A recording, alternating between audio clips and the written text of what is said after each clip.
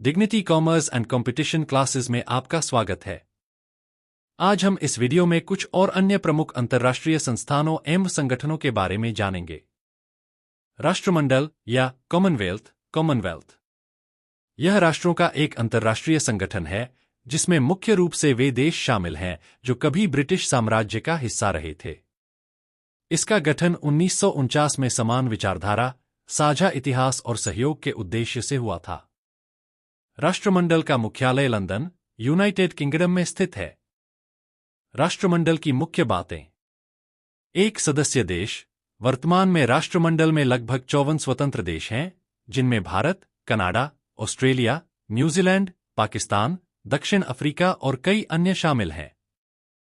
दो समान मूल्यों का आदान प्रदान। सदस्य देशों के बीच लोकतंत्र, मानवाधिकार और विकास जैसे मूल्यों का आदान प्रदान होता है। 3 राष्ट्रमंडल खेल। हर 4 साल में राष्ट्रमंडल खेलों का आयोजन किया जाता है, जिसमें सदस्य देश विभिन्न खेलों में भाग लेते हैं। 4 राष्ट्रमंडल दिवस। राष्ट्रमंडल दिवस प्रत्येक वर्ष मार्च के दूसरे सोमवार को मनाया जाता है और इस दिन सदस्य देशों में राष्ट्रमंडल के आदर्शों के प्रति समर्थन व्यक्त किया जाता है। 5 संविधान। राष्ट्रमंडल का कोई लिखित संविधान नहीं है, लेकिन राष्ट्रमंडल चार्टर इसके मूल्यों और उद्देश्यों को परिभाषित करता है। उद्देश्य। राष्ट्रमंडल का मुख्य उद्देश्य अपने सदस्य देशों के बीच शांति, स्थिरता और सतत विकास को बढ़ावा देना है, जिससे देशों के नागरिकों का जीवन स्तर बेहतर हो सके। राष्ट्रमंडल का वर्तमान परिदृश्य। अब तक 22 राष्ट्रमंडल खेल आयोजित हो चुके हैं। सबसे हालिया राष्ट्रमंडल खेल 28 जुलाई से 8 अगस्त 2022 तक बर्मिंघम में हुए थे। साल 2026 में होने वाले राष्ट्रमंडल खेलों का आयोजन स्कॉटलैंड के ग्लासगो में होगा। यह खेल 23 जुलाई से 2 अगस्त 2026 तक आयोजित होंगे। गुट निरपेक्ष आंदोलन, नॉन अलाइन्ड मूवमेंट नाम। यह एक अंतर्राष्ट्रीय संगठन है जिसकी स्थापना शीत युद्ध के दौरान हुई थी। इसका उद्देश्य उन देशों को एकजुट करना था जो अमेरिका के नेतृत्व वाले पश्चिमी गुट या सोवियत संघ के नेतृत्व वाले पूर्वी गुट के साथ सीधे जुड़ने के बजाय स्वतंत्र रहना चाहते थे। गुट निरपेक्ष आंदोलन की मुख्य बातें। एक स्थापना। गुट निरपेक्ष आंदोलन की औपचारिक शुरुआत 1961 में बेलग्रेड, यूगोस्लाविया में हुई थी। इस आंदोलन के संस्थापकों में प्रमुख रूप से भारत के प्रधानमंत्री जवाहरलाल नेहरू, मिस्र के राष्ट्रपति गमाल अब्दुल नासिर, यूगोस्लाविया के जोसिप ब्रोज टीटो, घाना के क्वामे नक्रुमा और इंडोनेशिया के राष्ट्रपति सुकर्नो शामिल थे। 2 मुख्य उद्देश्य। इसका मुख्य उद्देश्य विश्व शांति बनाए रखना और शीत युद्ध के समय तटस्थ रहना था। ये देश स्वतंत्रता, संप्रभुता और किसी भी बाहरी गुट या प्रभाव से स्वतंत्र रहना चाहते थे। 3 सदस्य देश। गुट निरपेक्ष आंदोलन में वर्तमान में 120 से अधिक देश शामिल हैं, जो इसे संयुक्त राष्ट्र के बाद दूसरा सबसे बड़ा अंतर्राष्ट्रीय संगठन बनाता है। 4 सिद्धांत। आंदोलन के प्रमुख सिद्धांतों में शांति, गैरहस्तक्षेप, साम्राज्यवाद और उपनिवेशवाद के विरोध, स्वतंत्रता का समर्थन और वैश्विक न्याय शामिल हैं। 5 भारत की भूमिका। भारत गुट निरपेक्ष आंदोलन के संस्थापक देशों में से एक है और इस आंदोलन में उसकी भूमिका महत्वपूर्ण रही है। जवाहरलाल नेहरू ने इस आंदोलन की नींव रखने में महत्वपूर्ण भूमिका निभाई थी और भारत आज भी इस संगठन का सक्रिय सदस्य है। 6 आधुनिक संदर्भ। शीत युद्ध के बाद के दौर में गुट निरपेक्ष आंदोलन ने वैश्वीकरण, आर्थिक विकास, पर्यावरण और अन्य अंतर्राष्ट्रीय मुद्दों पर ध्यान केंद्रित किया है। आज यह संगठन छोटे और विकासशील देशों के अधिकारों के लिए आवाज उठाने और शांति व सहयोग को बढ़ावा देने के लिए कार्य करता है। दक्षिण एशियाई क्षेत्रीय सहयोग संगठन, सार्क या SAARC, South Asian Association for Regional Cooperation. यह दक्षिण एशिया के 8 देशों का एक क्षेत्रीय संगठन है, जिसका उद्देश्य सदस्य देशों के बीच आर्थिक, सामाजिक, सांस्कृतिक, तकनीकी और वैज्ञानिक विकास में सहयोग बढ़ाना है। दक्षिण एशियाई क्षेत्रीय सहयोग संगठन, सार्क, के वर्तमान महासचिव बांग्लादेश के राजदूत गुलाम सरवर हैं। उन्होंने 25 अक्टूबर 2023 को पदभार संभाला था। वे सार्क के 15वें महासचिव हैं और बांग्लादेश सरकार के तीसरे महासचिव हैं। सार्क की मुख्य बातें। 1 स्थापना। सार्क की स्थापना 8 दिसंबर 1985 को बांग्लादेश के ढाका में हुई थी। इसके संस्थापक सदस्य देश बांग्लादेश, भूटान, भारत, मालदीव, नेपाल, पाकिस्तान और श्रीलंका हैं। 2007 में अफगानिस्तान को भी इस संगठन का सदस्य बनाया गया। 2 प्रेक्षक देश। सार्क में कई प्रेक्षक देश भी हैं, जिनमें अमेरिका, चीन, यूरोपीय संघ, जापान, दक्षिण कोरिया, ईरान और ऑस्ट्रेलिया शामिल हैं। 3 मुख्यालय। सार्क का मुख्यालय काठमांडू, नेपाल में स्थित है। 4 उद्देश्य। सार्क का मुख्य उद्देश्य दक्षिण एशियाई देशों के बीच शांति, स्थिरता, आर्थिक विकास और सांस्कृतिक सहयोग को बढ़ावा देना है। इसके अलावा गरीबी उन्मूलन, व्यापार और आर्थिक एकीकरण, कृषि विकास, शिक्षा और स्वास्थ्य क्षेत्र में सुधार और आपदा प्रबंधन के क्षेत्रों में भी यह संगठन कार्य करता है। 5 सार्क चार्टर। सार्क का चार्टर वह दस्तावेज है जो इसके उद्देश्यों और सिद्धांतों को परिभाषित करता है। इसके अनुसार सार्क सदस्य देश एक दूसरे के आंतरिक मामलों में हस्तक्षेप नहीं कर सकते और सभी निर्णय आम सहमति से लिए जाते हैं। 6 सार्क सम्मेलनों। सार्क शिखर सम्मेलन हर 2 साल में आयोजित होता है, जिसमें सदस्य देशों के नेता क्षेत्रीय विकास और सहयोग पर चर्चा करते हैं। हालांकि राजनीतिक मुद्दों के कारण कई बार इन सम्मेलनों में रुकावटें भी आई हैं। सार्क के प्रमुख क्षेत्र। व्यापार और अर्थव्यवस्था। दक्षिण एशियाई मुक्त व्यापार क्षेत्र साफ्टा के माध्यम से व्यापार बढ़ाने का प्रयास किया जा रहा है। स्वास्थ्य और शिक्षा। क्षेत्रीय स्तर पर शिक्षा और स्वास्थ्य सेवाओं में सुधार के लिए प्रयास किए जाते हैं। पर्यावरण और आपदा प्रबंधन। सदस्य देश जलवायु परिवर्तन और प्राकृतिक आपदाओं से निपटने में सहयोग करते हैं। चुनौतियां। सार्क के सामने कई चुनौतियां भी हैं, जिनमें सदस्य देशों के बीच राजनीतिक तनाव, खासकर भारत और पाकिस्तान के बीच संबंध प्रमुख हैं। इन तनावों के कारण संगठन की कई योजनाओं और सम्मेलनों में व्यवधान आया है। इसके अलावा आर्थिक असमानता, आपसी अविश्वास और आंतरिक समस्याएं भी सार्क की प्रगति में बाधा डालती हैं। सार्क का वर्तमान परिदृश्य। आज सार्क क्षेत्रीय सहयोग को बढ़ाने के प्रयास करता है, लेकिन सदस्य देशों के बीच के राजनीतिक मुद्दों के कारण इसकी गति अपेक्षित रूप से धीमी रही है। इसके बावजूद दक्षिण एशियाई क्षेत्र के विकास और सहयोग के लिए सार्क का महत्व बना हुआ है। अब तक सार्क का 18वां शिखर सम्मेलन नवंबर के 27 से 28, 2014 को नेपाल की राजधानी काठमांडू में आयोजित किया गया था। सार्क का 19वां शिखर सम्मेलन पाकिस्तान की राजधानी इस्लामाबाद 2016 में आयोजित किया था। ASEAN ASEAN association of south east Asian Nations. यह दक्षिण पूर्व एशियाई देशों का एक क्षेत्रीय संगठन है, जिसका उद्देश्य क्षेत्रीय स्थिरता, आर्थिक विकास और सामाजिक सांस्कृतिक सहयोग को बढ़ावा देना है। इसकी स्थापना 8 अगस्त 1967 को बैंकॉक में हुई थी और इसके संस्थापक सदस्य थाईलैंड, इंडोनेशिया, मलेशिया, सिंगापुर और फिलीपींस थे। आसियान के वर्तमान अध्यक्ष ब्रुनेई के लिम जॉक होई है। आसियान की मुख्य बातें। 1 सदस्य देश।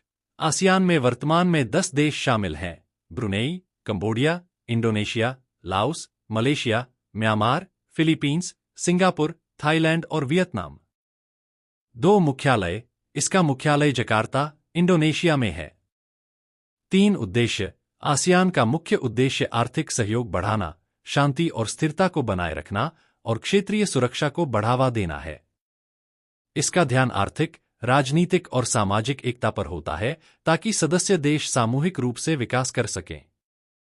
4 आसियान चार्टर। 2008 में लागू हुआ आसियान चार्टर संगठन के नियमों और संरचना का आधिकारिक ढांचा प्रदान करता है, जो इसे एक कानूनी इकाई का दर्जा भी देता है। 5 विभिन्न पहल और समझौते। ASEAN free trade area AFTA व्यापार को बढ़ावा देने के लिए सदस्य देशों के बीच आयात निर्यात करों को कम करने का एक समझौता। RCEP regional comprehensive economic partnership. यह एक व्यापक व्यापारिक समझौता है जिसमें आसियान सदस्य देशों के अलावा एशिया प्रशांत के 5 अन्य देश भी शामिल हैं, जैसे चीन, जापान, दक्षिण कोरिया, ऑस्ट्रेलिया और न्यूजीलैंड। 6 आसियान सम्मेलन। हर साल सदस्य देश एक शिखर सम्मेलन में मिलते हैं, जिसमें व्यापार, पर्यावरण, सुरक्षा और विकास पर चर्चा होती है। आसियान की चुनौतियां। आसियान को राजनीतिक और आर्थिक विविधताओं, दक्षिण चीन सागर में विवादों और म्यांमार के राजनीतिक संकट जैसी चुनौतियों का सामना करना पड़ता है। हाल के वर्षों में आसियान पर अधिक सक्रिय भूमिका निभाने के लिए दबाव रहा है, खासकर सुरक्षा और मानवाधिकार मुद्दों में। वर्तमान में आसियान का महत्व। आज आसियान एक महत्वपूर्ण वैश्विक व्यापार और आर्थिक केंद्र के रूप में उभर रहा है। इसका उद्देश्य सदस्य देशों की अर्थव्यवस्थाओं को जोड़कर वैश्विक व्यापार और निवेश को बढ़ावा देना है। पहला आसियान शिखर सम्मेलन 23 से 24 फरवरी 1976 को इंडोनेशिया के बाली में आयोजित किया गया था। 21वां आसियान भारत शिखर सम्मेलन 10 अक्टूबर 2024 को लाओस के वियंतियाने में आयोजित किया गया था। इस सम्मेलन में प्रधानमंत्री ने आसियान एकता, आसियान केंद्रीयता और हिंद प्रशांत पर आसियान दृष्टिकोण के लिए भारत के समर्थन को दोहराया था। APEC, APEC, Asia Pacific economic cooperation. यह एशिया प्रशांत क्षेत्र के देशों का एक आर्थिक संगठन है जिसका उद्देश्य क्षेत्रीय आर्थिक एकीकरण, व्यापार सहयोग और आर्थिक विकास को बढ़ावा देना है। इसकी स्थापना 1989 में हुई थी और इसका मुख्यालय सिंगापुर में है। APEC का मुख्य फोकस व्यापार को सुगम बनाना, निवेश बढ़ाना और एशिया प्रशांत क्षेत्र में आर्थिक समृद्धि लाना है। APEC की मुख्य बातें। एक सदस्य देश। APEC में 21 सदस्य देश शामिल हैं, जिनमें अमेरिका, चीन, जापान, रूस, कनाडा, ऑस्ट्रेलिया, दक्षिण कोरिया, इंडोनेशिया, मलेशिया, थाईलैंड और वियतनाम जैसे महत्वपूर्ण देश शामिल हैं। ये सदस्य देश मिलकर विश्व की लगभग 60% GDP और 50% व्यापार का प्रतिनिधित्व करते हैं। महामहिम हैथम अल गैस ओपेक के वर्तमान महासचिव हैं।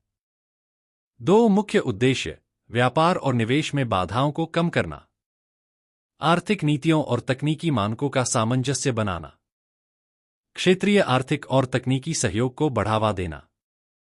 3 एपेक शिखर सम्मेलन। हर साल APEC शिखर सम्मेलन का आयोजन होता है, जिसमें सदस्य देशों के नेता और आर्थिक प्रतिनिधि मिलकर आर्थिक नीतियों पर चर्चा करते हैं और आपसी सहयोग को मजबूत बनाने के उपायों पर विचार करते हैं।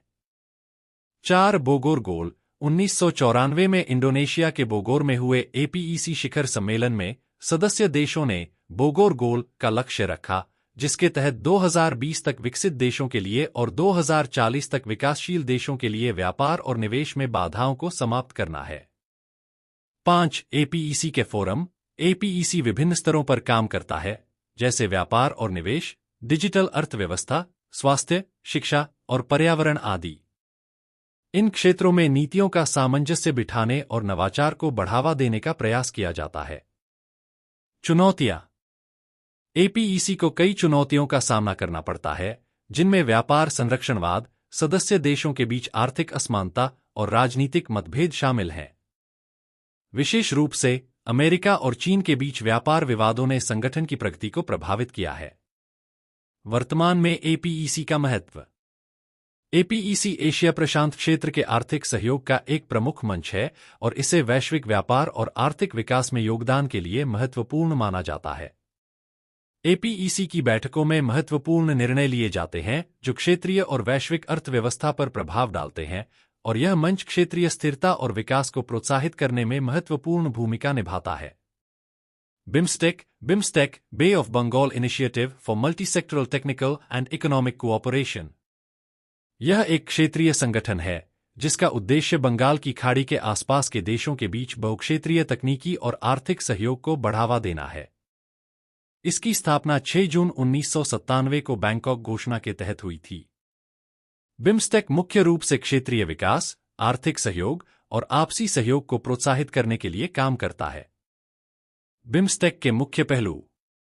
एक सदस्य देश। बिम्स्टेक में 7 देश शामिल हैं: भारत, बांग्लादेश, भूटान, नेपाल, श्रीलंका, म्यांमार और थाईलैंड। ये सभी देश बंगाल की खाड़ी के तट या इसके आसपास स्थित हैं। 2 मुख्यालय। बिम्स्टेक का मुख्यालय ढाका, बांग्लादेश में स्थित है। 3 उद्देश्य। इसका मुख्य उद्देश्य सदस्य देशों के बीच तकनीकी और आर्थिक सहयोग को बढ़ावा देना है, खासकर उन क्षेत्रों में जो व्यापार, ऊर्जा, परिवहन, पर्यटन, पर्यावरण, आपदा प्रबंधन, कृषि, स्वास्थ्य और गरीबी उन्मूलन से संबंधित हैं। 4 प्राथमिकता क्षेत्र। बिम्स्टेक ने 7 प्राथमिकता क्षेत्रों को चुना है, जिनमें व्यापार, परिवहन और संचार, ऊर्जा, पर्यटन, कृषि, स्वास्थ्य और जलवायु परिवर्तन शामिल हैं। हर सदस्य देश एक या अधिक क्षेत्रों का नेतृत्व करता है। 5. बिम्स्टेक शिखर सम्मेलन। बिम्स्टेक शिखर सम्मेलन हर 2 से 3 साल में आयोजित किया जाता है, जिसमें सदस्य देश प्रमुख मुद्दों पर चर्चा करते हैं और विभिन्न क्षेत्रों में सहयोग को मजबूत बनाने के लिए योजनाएं बनाते हैं। 6. बिम्स्टेक और अन्य संगठन। बिम्स्टेक का महत्व सार्क के विकल्प के रूप में भी देखा जाता है, खासकर भारत के लिए। सार्क में राजनीतिक तनाव के कारण प्रगति में अवरोध आया है, जबकि बिम्स्टेक के माध्यम से भारत और अन्य सदस्य देश अधिक प्रभावी क्षेत्रीय सहयोग की कोशिश कर रहे हैं। चुनौतियां। बिम्स्टेक के सामने कई चुनौतियां हैं, जैसे सदस्य देशों के बीच संसाधनों का असमान वितरण, विभिन्न देशों की प्राथमिकताएं और उनकी आंतरिक राजनीतिक स्थिति।